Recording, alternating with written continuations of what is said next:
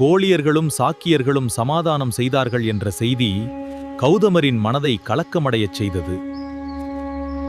தனிமையில் அவர் சிந்தித்தார். நான் ஏன் வீட்டை விட்டு வந்தேன்? போருக்கு எதிராகவே அவர் துறவியாக ஆனார். ஆனால் இப்போது போர் இல்லை.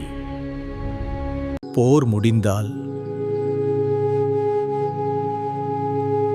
என் பிரச்சினைகளும் முடிந்து விட்டதா? இல்லை. முரண்பாடுகள் எல்லா இடத்திலும் இருக்கின்றன.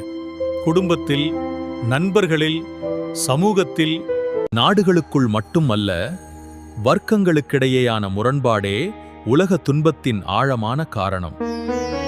இந்த சமூக பிரச்சினைக்கு தீர்வு கண்டாக வேண்டும் என்று அவர் உறுதியடைந்தார்.